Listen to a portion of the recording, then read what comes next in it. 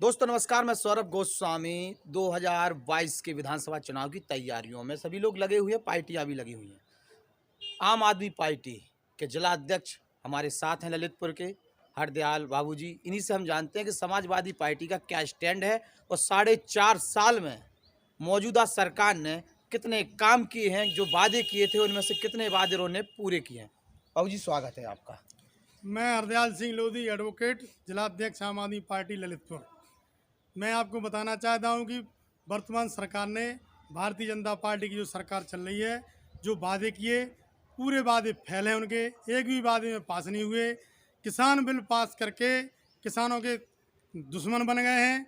किसानों के एक भी काम नहीं किए हैं, उल्टे किसानों के ऊपर कर्जा थुप गया है। और अगर किसान बिल लागू होगा, हो ही रहा है, उसमें किसान अपनी खेती से, अपनी ज़मीन से वंचित हो जाएंगे। अच्छा, योगी जी के 4.5 साल में किस प्रकार से सड़कें बनी, सड़कों की क्या स्थिति, शिक्षा में क्या, स्वास्थ्य में क्या सुधार, इस पे बारे में कुछ बताएंगे। स्वास्थ्य में भी जीरो है। जो सपा सरकार में स्वास्थ्य व्यवस्था थी, वो भाजपा सरकार में कोई व्यवस्था नहीं थी। अभी 2 साल कोरोना में निकाल दिए, किसी भी गरीब व्यक्ति का इलाज नहीं होता है। गरीब व्यक्ति भी प्राइवेट अस्पताल में लाखों रुपया खर्च कर रहा है। गरीब व्यक्ति इलाज की उसमें कर्ज में है। यहाँ के विधायक ने कहा था कि हम 15 दिन में गड्ढा मुक्त करा देंगे। योगी आदित्यनाथ ने भी जब पहली सरकार बनी थी तो उन्होंने कहा था गड्ढा मुक्त प्रदेश। आज क्या स्थिति है गड्ढों की? ललितपुर के विधायक और मंत्री दोनों नकारात्मक हैं। इनने कोई काम नहीं कराया है।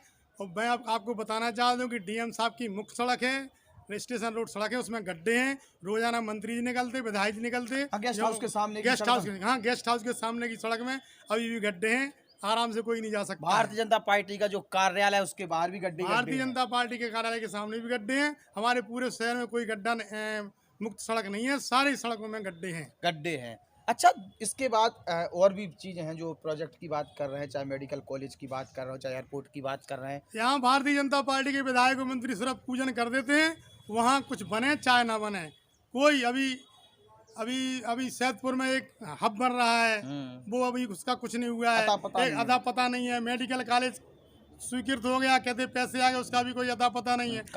हवाई अड्डे की भी फर्जी सर्वे हो गई है, उसका भी कोई अता पता नहीं है। अभी 1-1.5 साल से इनकी सब घोषणाएं हैं और धरातल पर शून्य है। अच्छा, खाद की जो किल्लत हुई उसको लेकर अभी वर्तमान में यहाँ ललितपुर जिले में करीब 5 किसानों ने आत्महत्या कर ली है। कई किसान लाइन में लगे हुए यहाँ पर मर गए हैं, लेकिन सरकार द्वारा कोई व्यवस्था नहीं की गई है। सिर्फ मात्र कई संगठनों ने ही मिलकर, जिलाधिकारी से मिलके, जिलाधिकारी महोदय ने ही कुछ किया। नेताओं का और विधायक मंत्री है, इसमें कोई हाथ नहीं। कहा जाता है डबल इंजन की सरकार है। मोदी जी भी 24 घंटे काम कर रहे हैं, योगी जी भी घंटों काम कर रहे हैं, सभी लोग बहुत मेहनत कर रहे हैं और खाद की किल्लत हो जाती है। डबल इंजन दोनों फेल हैं, कोई इंजन सही नहीं चल रहा है। मोदी जी का इंजन फेल है, योगी जी का इंजन फेल है।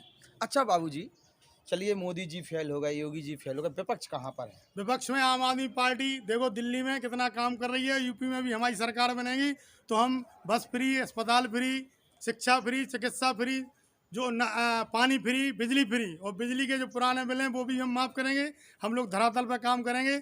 मोदी जी, योगी जी महंगाई बढ़ाएंगे, हम उस महंगाई को कम करने के लिए लोगों का पैसा बचाएंगे, जिससे वो अपना जीवन यापन सही ढंग से कर सकें। फ्री की बात को लेके जब दिल्ली में चुनाव चले तो बीजेपी कह रही थी फ्री में क्या देश को बर्बाद करेंगे। आज भारतीय जनता पार्टी खुद फ्री का नारा माला जपने लगी है। फ्री क्या व्यवस्था सही है, आप ये बताइए। फ्री व्यवस्था नहीं है। फ्री व्यवस्था तो हम लोग, जो टैक्स मिलता है, जनता जो हर चीज़ पर टैक्स दे रही है, सुई से लगा के हवाई जहाज तक जनता टैक्स देती है, उसी टैक्स को हम साइकिल की तरह, चेन की तरह वापस करते हैं। हम उस पैसा का दुरुपयोग नहीं करते हैं। जो जनता हमें टैक्स देती है, दिल्ली में जो जनता टैक्स दे रही है, टैक्स से ही सरकार कर्जा चला रही है और वो सब फ्री कर रहे हैं। जब हम हर चीज़ पे हम सुबह से लगा के शाम तक हम जब टैक्स देंगे तो हम वो टैक्स सरकार वापस करती है। सरकार कहीं अपनी जेब से पैसा नहीं दे रही है। जनता, पूरे देश की जनता के टैक्स से ही सरकार हर चीज़, ऐसे हम आवास फ्री कर दिए। आवास फ्री नहीं मानते, उसमें ईंट का पैसा देना है, सीमेंट का पैसा देना है, लोहा का पैसा देना है, मजदूरी का पैसा देना है, सब पैसे में हम टैक्स देते हैं। तो वही टैक्स रिटर्न हो जाता तो जे जो भाजपा कह रही फ्री फ्री, ये बिल्कुल फ्री नहीं है। ये हमारा पैसा है, जनता का पैसा है, वही जाके गवर्नमेंट इकट्ठा करके वापस कर। अच्छा, उपचुनाव में भारतीय जनता पार्टी को करारी हार का सामना करना पड़ा। अभी जो कई राज्यों में उपचुनाव हुए हैं, उसके बाद डीजल पेट्रोल के दाम कम कर दिए प्रदेश और सरकार और केंद्र सरकार दोनों ने। उसको लेके क्या कहेंगे? क्या जनता ने सबक सिखाया है या कुछ और बात है? जनता ने सबक सिखाया है और जनता 2022 में सबक सिखाएगी और 2024 में मोदी जी को सबक सिखाएगी। जनता इस वक्त बहुत मार है, कर्ज में चल रही है, हजारों लोग आत्महत्याएं कर रहे हैं, जबकि कोरोना में इतने लोग नहीं मरे जितने महंगाई से लोग आत्महत्या कर रहे हैं। अच्छा, रोजगार के लिए कुछ हुआ है? रोजगार के लिए कुछ नहीं दिया। योगी जी घोषणाएं करते रहते, अखबार में विज्ञप्ति निकाल दी। अभी हमारे ललितपुर में जिला जजी में, कलेक्ट्रेट में, सिंचाई विभाग में, हर विभाग में जगह खाली है, कोई नियुक्तियां नहीं की हैं। जिस विभाग में 400 कर्मचारी काम करते थे उसमें 200 पौने 200 कर्मचारी काम अच्छा, कर रहे लेकिन हैं। भ्रष्टाचार तो कम हो गया होगा कोई पूरी भ्रष्टाचार तरीके से। कम नहीं है। भ्रष्टाचार तो डबल 500 रुपये लेते तो 5000 हो गया। अच्छा। हाँ। अच्छा, आप शहरियाओं की राजनीति करते हैं, किस तरीके से शहरियाओं का जीवन स्तर है? सिलेंडर घर पहुंच ही गए होंगे? नहीं, बिल्कुल सिलेंडर पहुंच गया। तो भरने के लिए सिलेंडर तो दिया फ्री में, और लेकिन 1000 रुपया कर दिया तो उनके पास पैसा नहीं है, तो वही लकड़ियों से फिर रोटी बना रहे हैं। मैं शहरियों के यहाँ जाता हूँ, मैं आपको भी बताना चाहता हूँ कि बड़ा कष्ट होता है, बड़ा दुख होता है कि उनके यहाँ खाने को नाज नहीं है, लेकिन फर्जी सिलेंडर रखवा दिए। और कईयों के पास तो है नहीं, जिनके पास है उनके पास भराने के पैसा नहीं है, क्योंकि 500 का सिलेंडर, 700 का सिलेंडर 1000 रुपये में कर दिया है। सिलेंडर की छूट सारी ख़त्म कर दी है।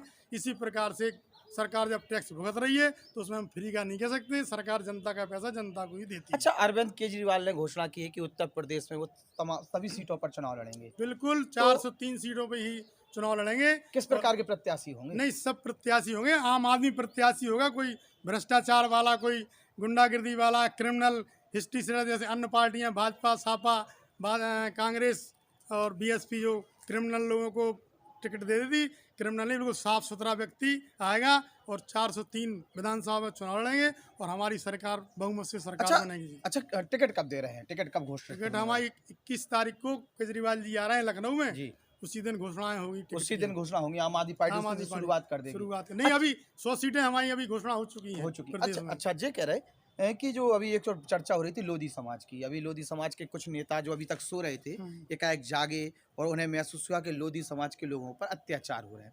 क्या वास्तविकता में उत्तर प्रदेश सरकार में, बीजेपी के राज में, जो बीजेपी का कोर वोट लोधी समाज माना जाता है, उनके साथ अत्याचार हो रहे हैं? जब भाजपा की सरकार आती है तब लोधी समाज पर अत्याचार होता है, तभी लोधी समाज पीड़ित होती है। अभी है ललितपुर का स्थिति। ललितपुर में करीब 3 हत्याएं हो गई हैं लोधी समाज की, और अभी कोई उनकी कईयों की तो अभी FIR नहीं लिखी गई। उन पर अत्याचार, लगातार अत्याचार जारी है। अच्छा, भूमाफियाओं में इस समय जो ललितपुर में बड़ी खबरें छप रही हैं भूमाफियाओं को लेके, सत्ताधारी लोगों के नाम आ रहे हैं, तो क्या भूमाफियाओं पर नकाल कसने में बीजेपी सरकार फिर रही है और ललितपुर में भूमाफिया सक्रिय है? भाजपा सरकार में ही भूमाफिया हैं। ये भाजपा सरकारी भूमाफियों की सरकार कहलाती है। अच्छा, इसमें तो मंत्री, विधायक सब लोग भूमाफिया हैं। सबके पास अभी जांच करा दी जाए। मैं माननीय प्रधानमंत्री और मुख्यमंत्री से कहना चाहता हूं कि वो यहाँ के भूमाफिया और यहाँ के विधायक, मंत्री सबकी जांच करा लें। सबके पास और भी कई पदाधिकारी, हाँ, कई लोगों की।